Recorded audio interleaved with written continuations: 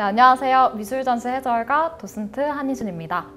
최근 예술의 전당에서 진행되었던 이 툴루즈 로트렉전은 국내 최초 로트렉의 단독 전시인 만큼 정말 많은 분들이 찾아주셨는데요. 저 역시 지난 1월부터 9월까지 전시에서 도슨트를 담당하며 최근 가장 사랑에 빠졌던 화가가 바로 로트렉입니다.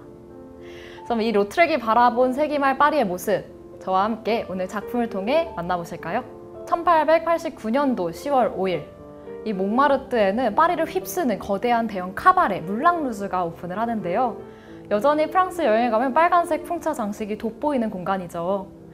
몽마르트에 오픈을 하자마자 이 물랑루즈는 파리 전체 밤문화를 대표하는 명소로 자리매김합니다. 로트렉 역시 이 물랑루즈의 단골 손님이었다고 하는데요. 이 물랑루즈의 제일 앞자리에는 로트렉의 지정석이 있어서 거기서 맨날 술을 마시면서 수많은 가수, 댄서들의 모습을 그리기 시작합니다. 지금 이 작품 속에서는 중앙에 춤을 추고 있는 댄서 커플이 좀 눈에 띄는데요. 당시 물랑루즈를 대표하는 댄서 커플이었다고 해요. 라굴리와 발랭탱의 모습입니다. 지금 다리를 높게 들고 있는 라굴리의 모습이 있습니다. 실제로 라굴리는 누구보다 다리를 이고 높게 들 수 있는 캉캉 댄서의 여왕이었다고 하는데요. 실질적으로 캉캉 댄서를 처음 만들어낸 사람이라고도 합니다. 그래서 로트렉은 이 라굴리의 모습을 자주 화폭 속에 담아주기도 하는데요. 근데 사실 라굴리는 그녀의 이름이 아니라 별명입니다. 뜻은 먹보라는 뜻을 가지고 있는데요. 맨날 이렇게 격렬하게 춤추다가 좀 에너지가 떨어지면 주변 사람들의 술과 음식을 꼭 항상 뺏어 먹어서 먹보라는 별명을 가지고 있었던 댄서라고 합니다. 그래서 로트렉은 이 물랑루즈 카바레 곳곳에서 심지어는 테이블포, 탁자, 티슈에까지 드로잉을 빠르게 완성하기 시작하는데요. 그런 그를 눈여겨본 이 물랑루즈의 사장 지들러는 로트렉에게 작품을 카바레 내에 전시해주기도 합니다. 그리고 마침내 이 19세기 몽마르트의 가장 핫플레이스로 자리 잡은 물랑루즈, 그의 오픈 2년차, 이 물랑루즈 사장 지들러는 로트렉에게 그 물랑루즈의 홍보 포스터를 제작을 의뢰합니다. 로트렉이 완성한 물랑루즈 포스터의 모습인데요.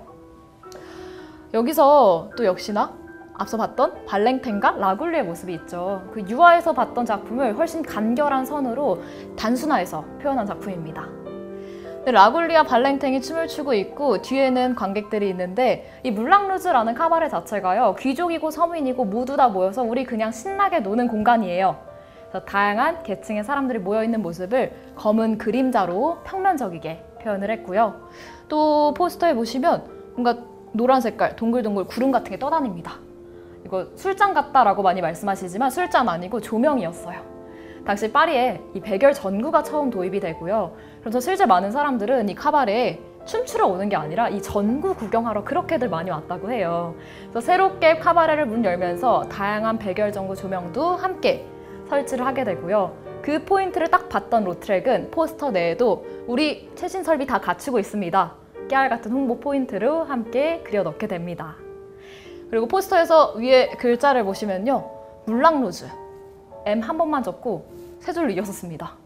이거 사실 요즘 저희 광고에서 많이 만나볼 수 있는 레더링 기법인데 로트렉은 무려 130년 전 자신의 포스터에 기발하게 적어 놓았던 거죠. 그래서 그 당시에 몽마르트의 밤 거리에 이 로트렉의 포스터가 붙으면요, 다음날 아침에는 포스터 잔 한 장도 찾아볼 수 없었다고 합니다.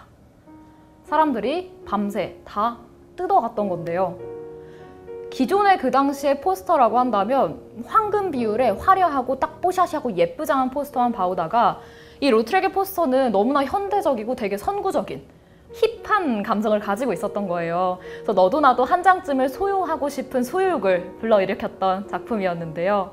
그래서 로트렉의 작품은 최초의 현대 광고 포스터였다라는 평가도 받습니다. 그래서 이 포스터를 시작으로 툴루즈 로트렉이라는 이름을 알리게 되고요. 이후로도 이 카바레 내에서 다양한 댄서들, 가수들을 활용한 포스터를 제작하기 시작합니다. 로트렉의 첫 번째 뮤즈이자 평생 친구였던 제인 아브릴이라는 댄서의 모습인데요. 딱 한눈에 봐도 말도 안 되게 비현실적으로 긴 다리가 좀 눈에 띄죠. 실제 몽마르트에서 누구보다 당시 다리가 길었고 라굴리를 이어 2세대 캉캉 댄서의 여왕이었다고 합니다.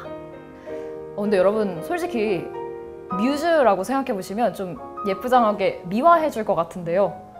솔직히 포스터 속 제인의 얼굴이 그렇게 예쁘진 않습니다. 근데 이게 뭐 로트렉이 제인에게 악감정이 있었던 건 전혀 아니었고요. 사실 로트렉은 이 제인의 모습을 화려한 무대 위의 모습만 아니라 그 무대 뒤에서 노력했던 그녀의 뒷모습도 알기 때문입니다. 사실 제인은 어렸을 때부터 스스로 돈을 벌어야 했는데 몸에는 병을 가지고 있었다고 해요. 무도증. 그 증상 중에 한 가지가 이제 틱장애여서 이거 치료할 거면 춤을 한번 춰보세요 라는 조언을 받고 그 조언에 따라서 그때부터 춤을 추기 시작합니다. 그리고 마침내 이 몽마르트 댄서의 여왕의 자리까지 오르게 된 게 바로 제인의 모습이었는데요.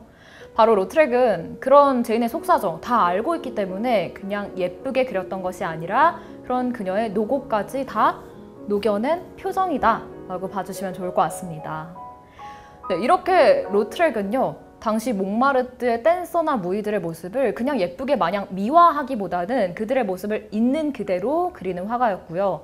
또 한편으론 이들의 특징, 포인트 정확하게 잡아내서 그려낼 줄 알았던 광고 기획자이기도 했습니다. 그래서 이 몽마르트에는 당시에 작은 거인 툴루즈 로트렉을 모르는 이는 아무도 없었다고 하는데요. 이 몽마르트 인싸였던 로트렉에겐 좀 의외의 인맥이 있습니다. 파리에서 그림 공부를 하던 시절에 화실에서 만난 인생 친구이자 동료 화가가 있는데요. 그는 바로 우리가 너무나도 잘 알고 있는 영혼의 화가 빈센트 반 고흐입니다.